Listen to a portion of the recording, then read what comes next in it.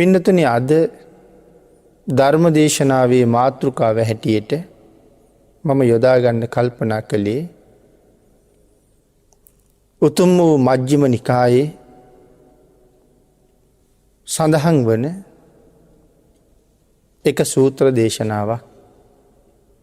මේ දේශනාව හඳුන්වන්නේ ධම්ම දායාද සූත්‍රය කියලා. මජ්ක්‍ධිම නිකායේ මූල පණ්ණාසකේ 3 වෙනි සූත්‍රය. ඊටාම ගැඹුරු සූත්‍ර දේශනාවක්. ඒ වගේම ඊටා විශේෂ ධර්ම කාරණා රාශියක් ඉස්මතු කෙරෙන අපූර්ව සූත්‍ර දේශනාවක්. මේ දේශනාව මේ පැය තුල අපිට සම්පූර්ණයෙන්ම ඉවර කරන්න කොහොමවත් පුළුවන් කමක් නැහැ. මේ ආරම්භක දේශනාව සමහරලාට දේශනා 7ක් 8ක් 10ක් මේ සූත්‍රයෙන් තව ඉදිරියට සිද්ධ කරන්න වෙන්න පුළුවන්. කෙසේ වෙතත් අපි ධම්ම දායාද සූත්‍ර දේශනාව අද ආරම්භ කරලා මේ පින්නතුන්ට දේශනා කරන්නේ අපේ බුදුරජාණන් වහන්සේ මේ සූත්‍රයේ දේශනා කොට වදාළේ සවැත් නුවර ජේතවනාරාම විහාරේ වැඩ ඉන්න කාලේ. බුදුරජාණන් වහන්සේ දා භික්ෂූන් වහන්සේලාට කතා කළා භික්කවෝ කියලා. මහණෙනි. භික්ෂූන් වහන්සේලා උත්තර දුන්නා බදන්තේති කියලා. බුදුරජාණන් වහන්සේ ඉන් පසුව භික්ෂූන් වහන්සේලාට වදාරනවා ධම්මදායාදා මා භික්කවේ භවත මා ආමිෂදායාදා.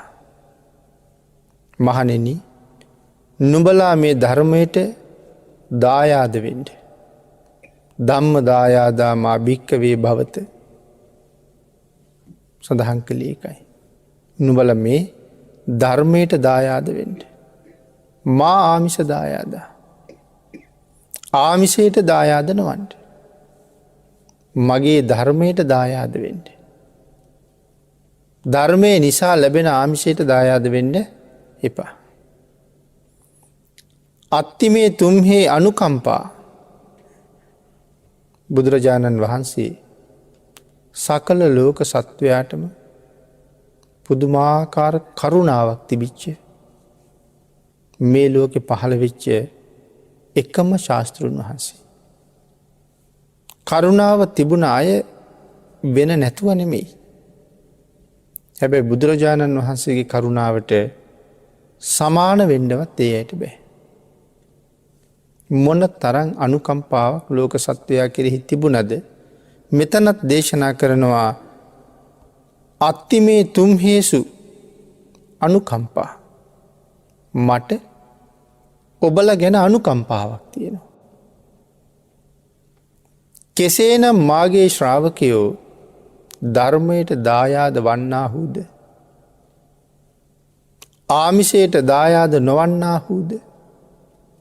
මගේ ශ්‍රාවකයෝ ධර්මයට කෙසේ දායාද වෙනවද ආමිෂයට කෙසේ දායාද නොවෙනවද.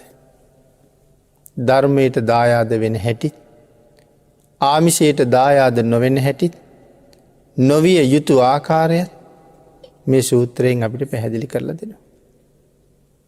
මේවාගේ උතුම් සූත්‍රයක් දේශනා කරන්න මොකක් හෝ හේතුවක් තියෙන්න ඕනේ. ඒ හේතුව පිළිබඳව ටිකක් දැනගන්න එක තවත් හුඟක් වටිනවා දේශනාව තේරුම් ගන්න. ඒ හේතුව තමයි ලාභ සත්කාරය. බොහෝ දෙනාගේ ජීවිත අන්ධ වෙන්නේ. බොහෝ දෙනාගේ ගුණය මැකෙන්නේ. බොහෝ දෙනාගේ සිල් paludu වෙන්නේ ලාභ සත්කාරත් එක්ක. ආන් එතනින් මේ භික්ෂූන් වහන්සේලා බේරගන්නයි භාග්‍යතුන් වහන්සේ මේ දේශනාව කරන්නේ. එහෙනම් දේශනාව සිදු කිරීමේ හේතුව ලාභ සත්කාරය. බුදුරජාණන් වහන්සේ මේ හේතුවෙන් මහා ලාභ සත්කාරයක් උපදිනවා. බුදුරජාණන් වහන්සේ නිසා මහ පුදුම ලාභ සත්කාර ලැබෙනවා. භාග්‍යවතුන් වහන්සේ වැඩ ඉන්න කාලේ බුදුරජාණන් වහන්සේටත් ලැබුණා. යම් කෙනෙක් බුදුරජාණන් වහන්සේගේ ධර්මය දේශනා කරනවන. ඒ අයටත් පුදුම විදිහට ලාභ සත්කාර ලැබෙන. ප්‍රශංසා ලැබෙන. තවත් නොයෙක් සම්පත් ලැබෙනවා. එනම් ඒ දෙකම අයිති වෙන්නේ ලාභ සත්කාර ගණයට. කෙනෙක් ඊටාම ශ්‍රද්ධාවෙන් බුද්ධ වත කරනවා. තමන්ට මහ කුසල් පිරෙනවා තමයි. ඒ කුසලයේ අරමුණු කරලා තමයි ඒ වත කරන්නේ. නමුත් ටික ටික ශ්‍රාවකයෝ අතරට ගියහම මිනිස්සු අතරට ගියහම ඒ බුද්ධ වත බලන්න, ඒ බුද්ධ වතට සම්බන්ධ වෙන්න, ඒ බුද්ධ වත කරන්න ඉදිරිපත් වෙන්න කාලයක් යනකොට දායකයෝ ඕන තරම් පෙළ ගැහෙනවා.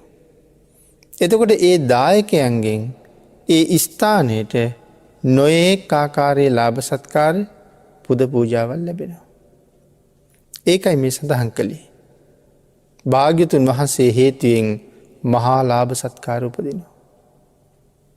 බණ කීවත්, වත කෙරුවත්, සිල්ම රැක්කත් ලාභ සත්කාර උපදින කවුරු නිසාද?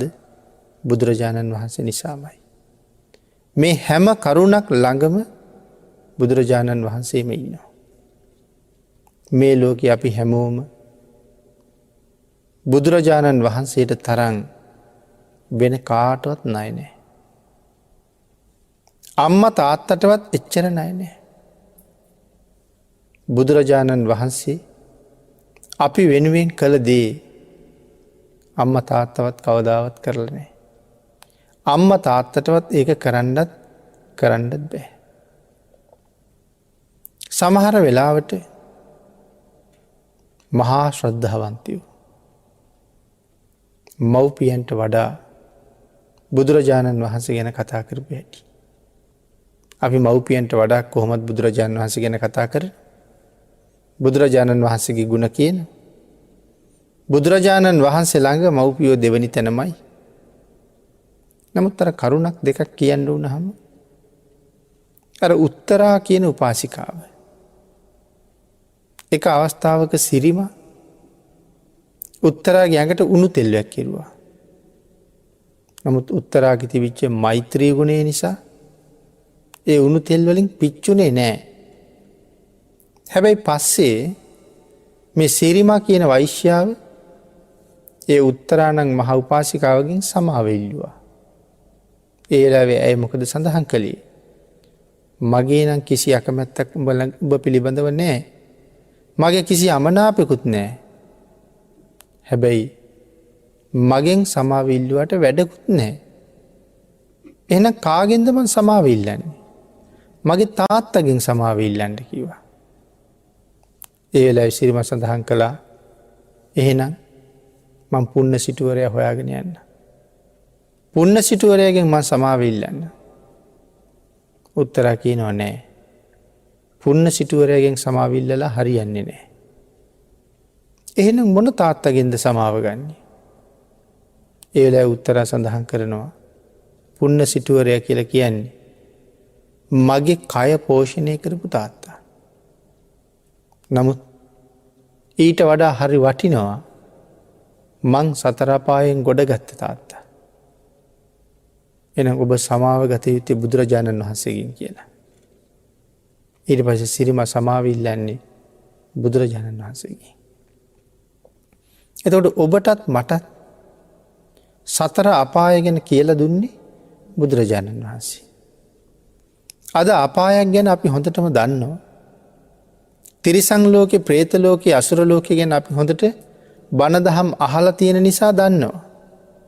හැබැයි අපි අතරෙම ජීවත් වෙනවා අපාය ගැන දන්නේ නැති, අපාය ගැන පිළිගන්නේ නැති අය. මැරිලා ආපහු උපදිනවා කියන එක පිළිගන්නේ නැති අය. මැරිච්ච කෙනා කොහේ උපදිනවද කියලා අපි දන්නෙත් නැහැ.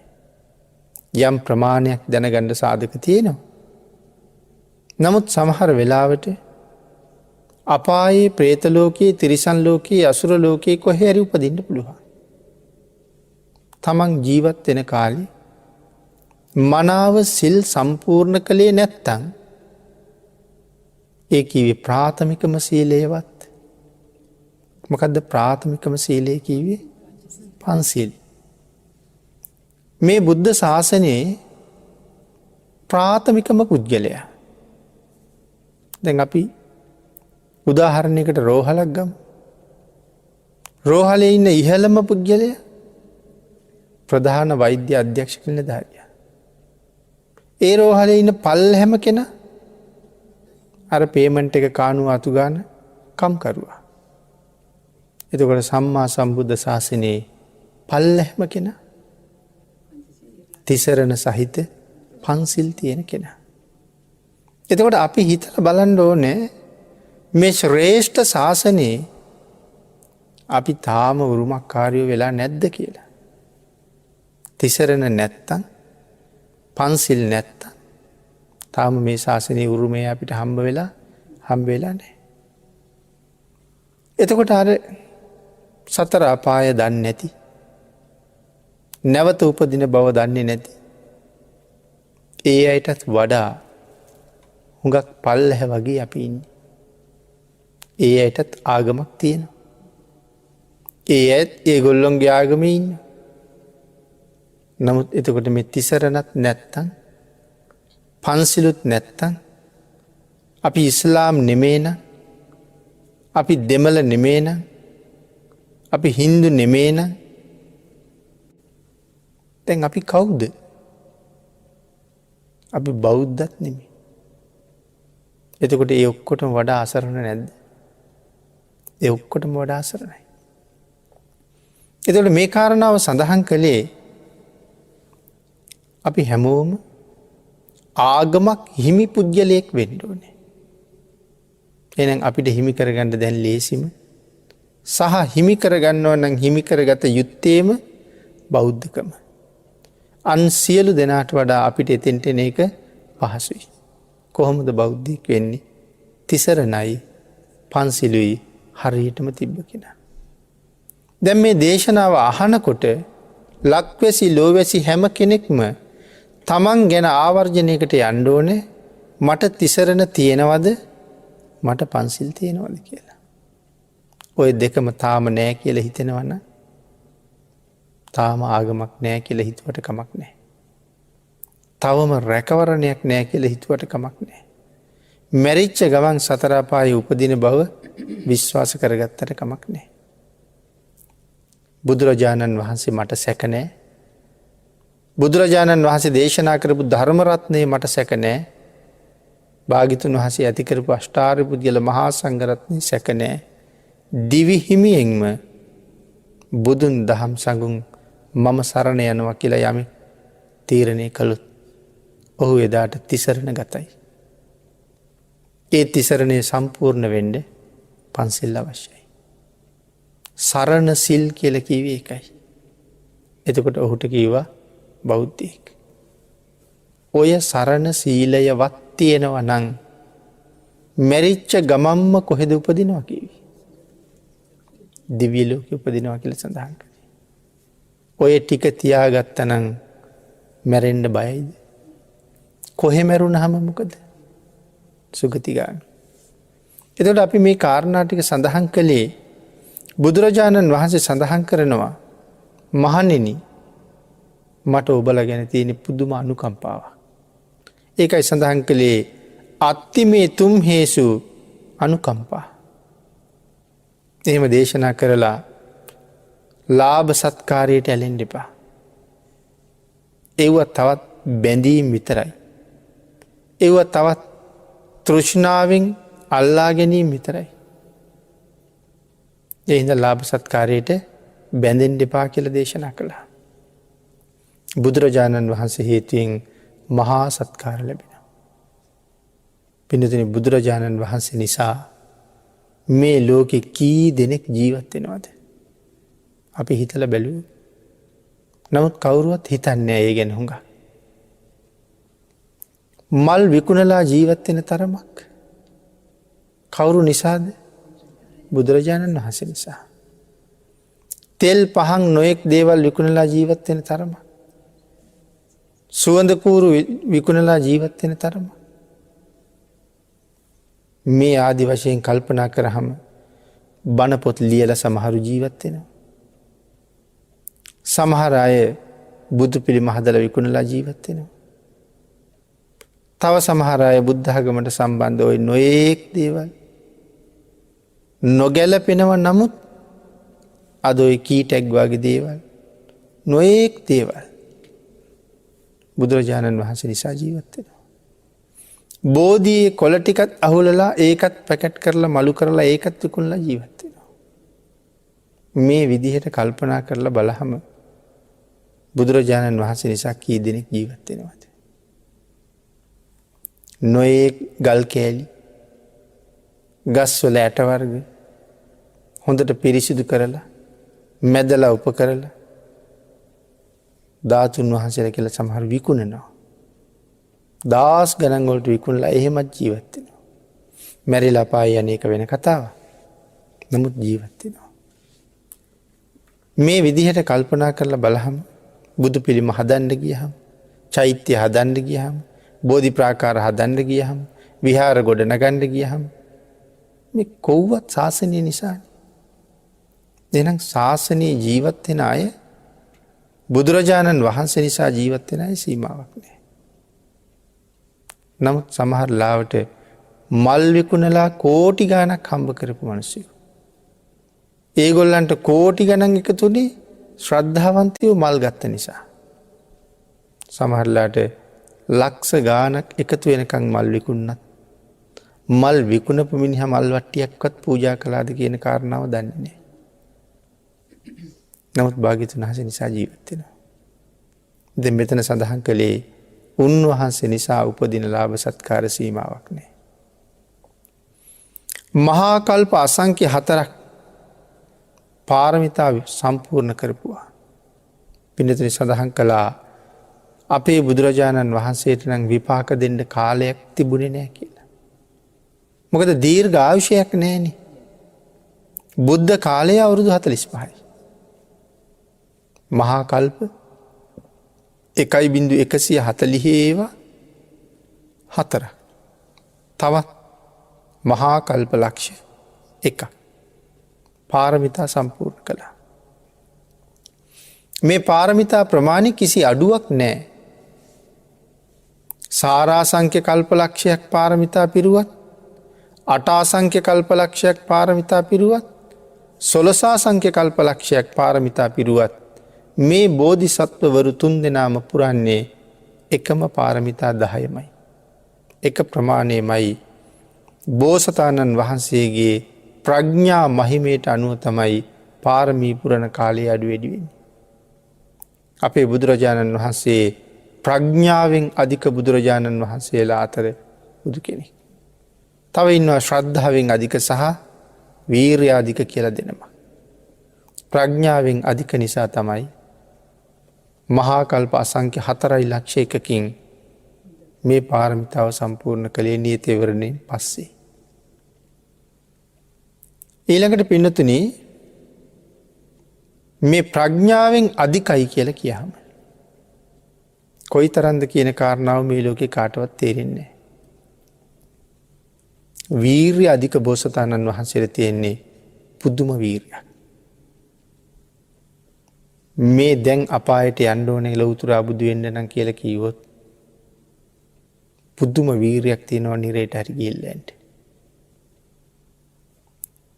මුළු ජීවිත කාලෙම නොනිදාම පාරමිතා පුරන්න ඕනේ ලෞතර බුදු වෙන්න නම් කිව්වොත් ඒක කරන්න පුදුම වීර්යයක් තියෙනවා. ඒ වීර්යයේ සීමාව නම් තේරෙන්නේ නැහැ.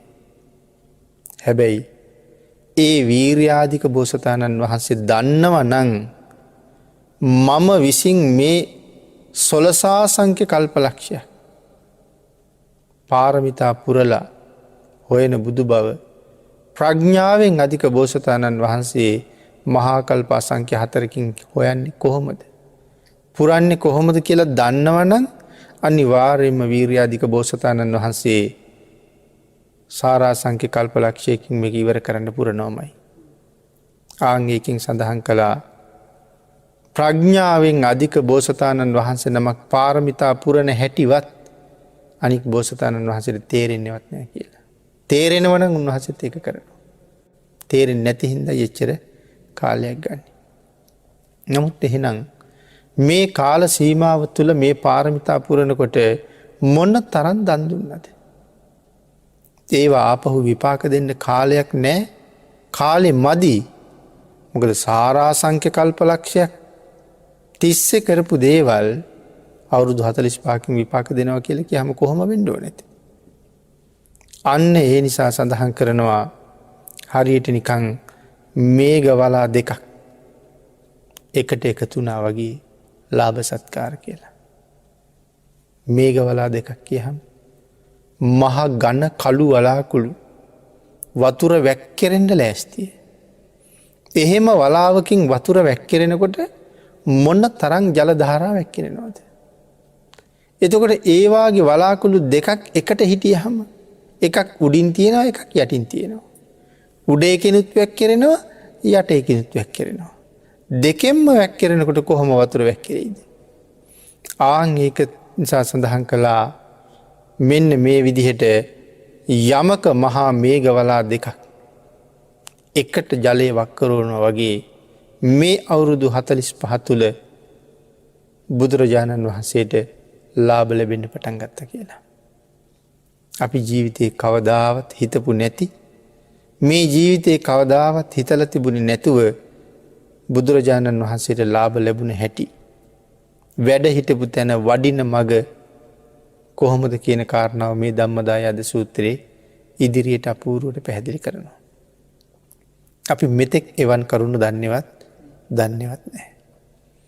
සඳහන් කළා පින්නතුනි අහස වැහෙන්න මාපු වලාකුළු දෙකකින් එක පාර වැහි වැක්කිරෙනා වගේ ඒ 45 අවුරුදු තුල අපේ බුදුරජාණන් වහන්සේට මේ ලාභ සත්කාර ලැබුණේ කියලා.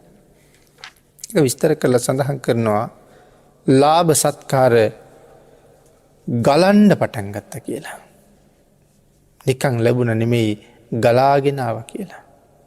හරියට මහෝගයක් වගේ මහා ඕගයක් කියලා කියන්නේ ගලාගෙන යන මහා සැඩ පාරක්.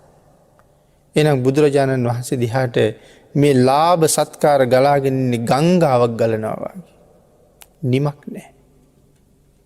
ඒ නිසා එකට සම්පිණ්ඩණය වෙලා ගලන ගඟක් වගේ මේ බුද්ධ ශාසනයට ඒ තරම් ලාභ සත්කාර ලැබෙනවා. ලාභ සත්කාර ගං වතුරක් වගේ ගැලුවා කියලා සඳහන් කරනවා. මොනවද? ආහාර, පාන, වස්ත්‍ර, මාල, සේනාසන, යහනාවල් මේ නොයෙක් දේවල්. අඩුවක් නැහැ කොතන වුණත්. සීමාවක් නැහැ කොතන වුණත්. ඒ තරම්ම පිරීලා තිබුණේ හැම වෙලාවෙම. සඳහන් කළා රජවරු, සිටුවරු, බ්‍රාහ්මණයෝ ආදීන් පැමිණිලා බුදුරජාණන් වහන්සේ හොයනවා. මොකටද හොයන්නේ? දන් දෙන්න. රජවරු, සිටුවරු, මහ ඉසුරුමත් බ්‍රාහ්මණයෝ. කොයි අපේ බුදුරජාණන් වහන්සේ? කෝ අපේ මහා කාරුණිකයන් වහන්සේ? දෙවියන්ට දෙවියෝ ඒ දේව දේවයන් වහන්සේ කොහෙද? එහෙම හොයනවා. සඳහන් කළා සියලුම මිනිසුන්ට අගතැන්පත් නරාසභයන් වහන්සේ කොතැනද වැඩ ඉන්නේ කියලා ඇවිල්ලා අහනවා කියලා. එලිමහනේ ඉන්න අයගෙන් අහනවා. අපේ බුදුරජාණන් වහන්සේ කෝ? අපේ ශාස්ත්‍රුන් වහන්සේ කෝ? අපේ දේව දේවයන් වහන්සේ කෝ? දෙවියන්ගේ දෙවියෙක් වෙච්ච උන්වහන්සේ කෝ? සියලු දෙවි මිනිසුන්ට අගතැන්පත් වූ ඒ නරාසභයන් වහන්සේ කොහෙද වැඩ ඉන්නේ කියලා අහනවා. මේ පූජා කරන්න දේවල් ටිකක් ගෙනන්නද? කරත්ත 10 ගණන් වල පටවගෙන ඇවිල්ලා තියෙනවා. පූජා කරන්න දේවල්. ආන්ගින් සඳහන් කරනවා ඒ පුරුෂ සිංහයා කොහෙද වැඩ ඉන්නේ කියමින් ගැල් 100 ගණන් වල බඩු පටවගෙන දානි දෙන්න දානි බාර ගන්න විල්ලෙන්. දානයක් පූජා කරගන්න වෙලාවක් ඉල්ල ගන්න මේ ඇවිල්ලා තියෙන්නේ. සඳහන් කරනවා හාත්පසින් සතපුම් 2.5ක් සතපුම් 2.5ක් කියලා කියන්නේ ගව්වක්. අපි ගව්වක් කියනවා යදුනක් කියනවා. ඉතින් ගව්වක් කියලා කියන්නේ සතපුම් නම් 2.5. අද කතා කරන කිලෝමීටර ප්‍රමාණයෙන් නම් 4කට විතර ආසන්න ප්‍රමාණයක්.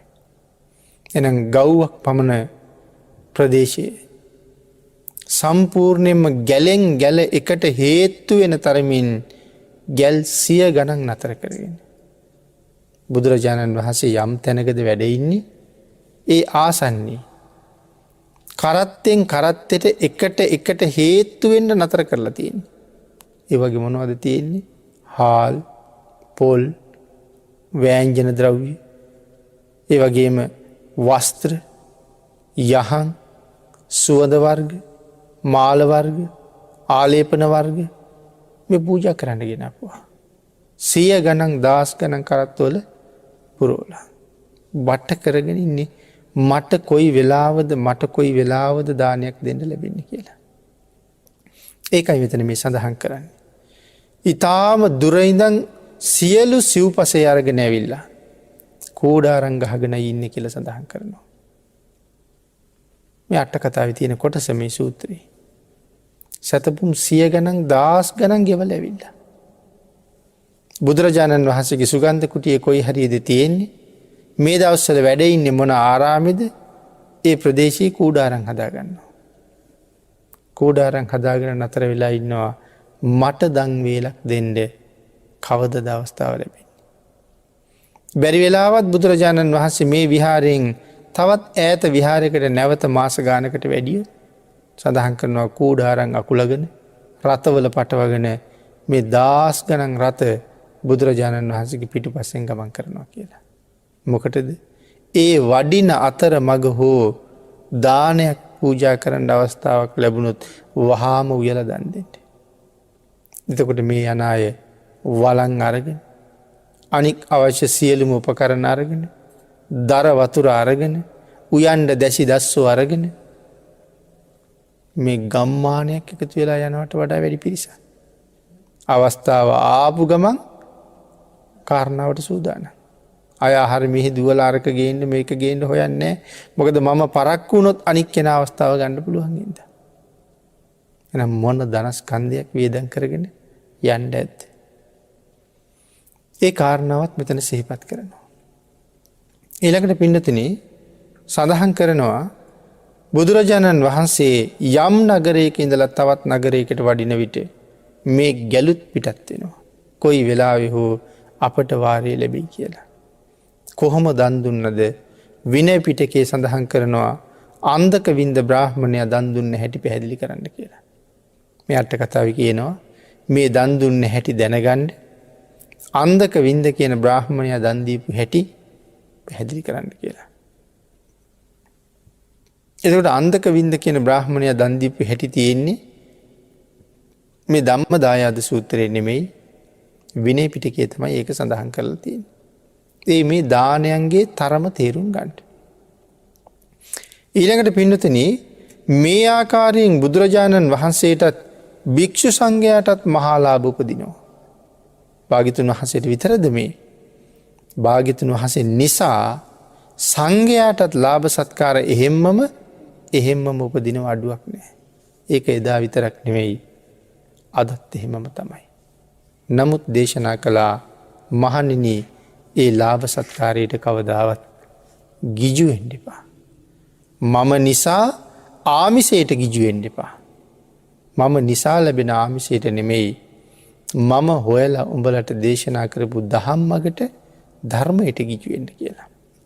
මෙන්න මේ නිසා සඳහන් කළා දීඝනිකායේ විශේෂයෙන් පැහැදිලි කරනවා ඒ සමයෙහි භාග්‍යවතුන් වහන්සේ සත්කාර කරන ලද්දේත් ගරු කරන ලද්දේත් මානිත කරන ලද්දේත් පූජා කරන ලද්දේත් අපචිත කරන ලද්දේත් ලාභී වෙනවා බොහෝ වූ සිව්පසයට භාග්‍යවතුන් වහන්සේ නිසා බොහෝ දේවල් ලබනවා. කොහොමද සඳහන් කරේ සත්කාර කරන ලද්දේ. බුදුරජාණන් වහන්සේ නිසා කී දෙනෙක් නම් සත්කාර ලබනවාද. ගිහි පැවිදි දෙගොල්ලම බුදුරජාණන් වහන්සේ නිසා සත්කාර ලබනවා. ඒ වගේම ගරුකාර ලබනවා. ගිහි පැවිදි දෙගොල්ලටම ගරු කරනවා බුදුරජාණන් වහන්සේ නිසා. උපාසක උපාසිකාවන්ට මොන තරම් ගරු කරනවාද. බණ භාවනා කරන අයට මොන තරම් සාමාන්‍ය අය ගරු කරනවාද.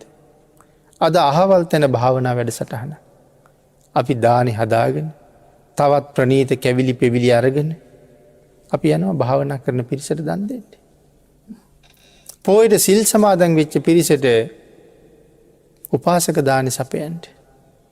අවුරුද්ධක වෙලා විඳලා බලාගෙන ඉන්නේ අපේ දවස් එළඹෙනකන්. එදාට දන් දෙන්න පුළුවන් උපරිමයක්ද දෙන්න පුළුවන් බොහෝ දේවල් දෙනවා. එනම් සත්කාර කරනවා ගරු කරනවා. දන් දීලා සිල් අයට වැඳල පුදල තමයි දන් දුන්න දායකය පිටත් වෙලා යන්නේ. මානිත කරන ලද්දේත් පූජා කරන ලද්දේත් අපචිත කරන ලද්දේත් මෙතන පූජිත කියන්නේ පූජා කරනවා. අපචිත කියල කියන්නේ ඒ ඔක්කොම ඉවර කරලා වඳිනවා ගිහිල්ලා.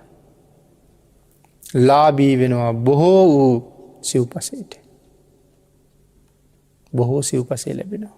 භික්ෂූන් වහන්සේලාට සීමාවක් නෑ. සිල් ගන්න අයටත් ගුණපුරණ දවසට සිල් වස්ත්‍ර ලැබෙනවා. බණපොත් ලැබෙනවා. තවත් නොයෙක් දේවල් ලැබෙනවා. ඒ නිසා සඳහන් කළා බොහෝ දේවල් වලට ලාභී වෙනවා. පින්නතිනි මෙතන සඳහන් කළා විශේෂයෙන්ම පත් කරන ලද්දේ කියලා කීවහම නොසැලකිල්ලෙන් නෙමෙයි ඊටාම හොඳින් සකසලා තමයි පූජා කරන ලද්දේ. දන් දෙනකොට නොසැලකිල්ලෙන් දන් දුන්නා නෙමෙයි. හොඳට සකසලයි දන් දුන්නේ. මේ දානය කියලා කියන එක හරි සංකීර්ණ මාතෘකාවක්. මගේ සංසාරේ මට කොහොමද සුවපත් වෙන්න ඕනේ? ඒ සුවපත් විය යුතු ආකාරය මේ දානය තුළ අන්තර්ගතයි. මන් දන් දුන්න විදිහට තමයි ඒක මට ලැබෙන්නේ. ඒ නිසා මනාව සකසලා තමයි පූජා කළේ කියලා සඳහන් කරනවා. ඒ බුදුරජාණන් වහන්සේට. කොහොමද හරියටම දන් දෙන්නේ? ඒ කාරණාව අපි දන්නේ නැති වුණාම අපි මනාව සකසන්න දන්නෙත් නැහැ. මනාව පිළියෙල කරන්න දන්නෙත් නැහැ. මනාව පිළිගන්වන්න දන්නෙත් නැහැ. සැකසීම, පිළියෙල කිරීම, පිළිගැන්වීම මේ තුන දානයේදී හරිම වටිනවා. ඒක දන්නේ නැති වුණාම සමහර වෙලාවට හිටගෙන ඉන්නවා කෙනෙක්. මේක ඔබට කියලා ගෙනහිල්ලා අපි බිමින් තියලා එනවා. ඉඳගෙන ඉන්නවා කෙනෙක්. මේක වළඳන්න කියලා ළඟ තියෙන උසක තියලා එනවා. එතකොට පේන්නේ නැහැ වාජනේ මොනවද තියෙන්නේ කියලා. ඉඳගෙනම නම් ගන්න වෙන්නේ ඒක ඇඟට හැලෙන්නත් පුළුවන්. නොයේ කරදර වලට මුහුණ පාන්නත් වෙන්න පුළුවන්. ඒ නිසා සඳහන් කළා කෙනෙකුට ඉහලින් තියලා ආරාධනා කරනවා නැත්තම් ඉහළ ඉන්න කෙනෙකුට පහලින් තියලා ආරාධනා කරනවා. ඒක මනා පිළිගැන්වීමක් නෙමෙයි. අපි කියමු අපි දන් දිය යුතු කෙනෙක් ඉහළ මාලයක ඉන්නවා කියලා. අපි පල්ලෙහා මාලයෙන් ගෙනහිල්ලා ආහාර පාන ටික තියලා කියන මෙන්න මෙතන තිබ්බා. ඊට පස්සේ පහළට එන්න ඕන ඒ දානි ටික අරගන්න. ඇත්තටම ළඟමට තිබුණා නම් ඊට වඩා පහසු නැද්ද? ළඟටම ගෙනහිල්ලා පිළිගන්නවලා නම් ඊටත් වඩා ප්‍රතිග්‍රාහකයට පහසුයි. නමුත් දැන් ප්‍රතිග්‍රාහකයට ටිකක් අපහසුයි. ඒ හින්දා නැගිටලා අය පල්ලෙහාට එන්න වෙනවා. මටත් සංසාරේ විපාක දෙනකොට ඒ වගේ ලැබෙනවා. හැබැයි පහසුවෙන් ලැබෙන්නේ නෑ ලැබිලා තියෙන ටිකක් දුක් විඳලා තමයි ගන්න වෙන්නේ. ජෝතිය සිටානන්ගේ මාලිගාවට බිම්බිසාර රජුරු ආවහම බිම්බිසාර රජුරු දවල් කෑම කන වෙලාව වෙනකම්ම මාලිගාවේ ඉඳලා සිටුතුමාගෙන් අහනවා මන් දැන් ඇවිල්ලා කොච්චර වෙලාද? කොයි ඔබේ බිරිඳ කියලා. තාම දැක්කේ නෑ බිරිඳ. අනේ ස්වාමීනි මදක් ඉවසන්න. මං ඉක්මනට එන්න කියන්න. එහෙම කියලා ගිහිල්ලා බිරිඳට කතා කරලා බිසවට කියනවා අපේ රජ්ජුරුව ඇවිල්ලා එන්න යන්න බලන්න කියලා. එතකොට ජෝතිය සිටුතුමාගේ බිසව අහනවා රජ්ජුරුව කියන්නේ කවුද? ඒ තමයි මේ රටේ නායකයා. ඇය අහනවා මේ රටට නායකයෙක් ඉන්නවද? ඒ කියන්නේ අපි තව කාට හරි යටත් වෙලාද මේ ඉන්නේ? අහු මං සංසාරේ කොච්චර පව් කරලාද? තව කෙනෙකුට යටතේ ඉන්නේ.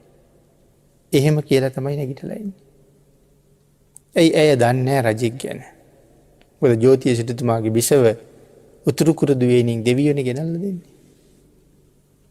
ඉතින් නමුත් ඇය කල්පනා කරනවා මම පින් කළා මදි. දැන් මේ නායකයෙක් කියලා කෙනෙකුට හිස නමන්න යන්න වෙනවා. එහෙම නොයා ඉන්න තිබුණා නම් ඒත් සැපයිනේ. ආන් ඒ හින්දා අර ආහාර ටික ළඟටම ගෙනහිල්ලා පූජා කරලා තිබ්බනම් සංසාරේ මටත් ලැබෙනකොට එහෙමයි. එහෙම නැත්තම් මටත් ලැබෙනවා. නමුත් ටිකක් කරදර වෙලා තමයි ඒක ගන්න වෙන්නේ. ඒ කාරණා විශේෂයෙන් සිහිපත් කරලා තියෙනවා. පිළිගන්නනකොට එන සැකසීම, පිළියෙල කිරීම, පිළිගැන්වීම හරි වටිනවා. සකසනකොට නම් පින්නතුනේ නිමක් නැතුව හිතන්න තියෙනවා. අපි කියමු අපි පළතුරු පූජාවක් කරනවා. ගෙඩි පිටින් පූජා කරන්නත් පුළුවන්. ඒ ගෙඩිය හෝදන්නෙත් නැතුව එහෙම්මම පොකුරු පිටින් ගෙනහිල්ලා පූජා කරන්න පුළුවන්. වරදක් නැහැ. තහනමක් නැහැ. සෝදලා පිරිසිදු කරලා ගෙනහිල්ලා පිළිගන්වන්නත් පුළුවන්. පොත්ත ඇරලා පිළිගන්වන්නත් පුළුවන්. පොතුත් ගලවලා කෑලි වලට කපලා ඇතුලේ තියෙන ඇටත් අයින් කරලා පිළිගන්වන්නත් පුළුවන්. දැන් අපිට පිළිගන්නුවොත් කොහොම පිළිගන්නවටද අපි කැමති? මට නිකම්ම ගෙඩි පිටින් ගෙනල්ලා දුන්නොත් ඒක සෝදගන්න මං ආයතනකට යන්න ඕනේ. සමහරට ඒක පොතු ගලවා ගන්න පිහියක් හොයන්න ආයතනකට යන්න ඕනේ. ඊට පස්සේ පොතු ගලවලා කපලා කාට පිපෙනවා නම් ලුණු දාලා මේ සියල්ල සකස ගන්න මං සෑහෙන වෑයමක් දරන්න ඕනේ. කවුරු හරි සෝදලා ගෙනල්ලා දුන්නා නම් මට ඒ දරන්න තියෙන වෑයම අඩුයි. කවුරු හරි පොතු ගලවලා කපලා ඇට අයින් කරලා ලුණු මිශ්‍ර කරලා ළඟට ගෙනල්ලා පිළිගැන්වුවොත් හරි පහසුයි. එතකොට ආන්ගේ පිළිගැනීම ඔය ඕන විදිහකට කර හැකි.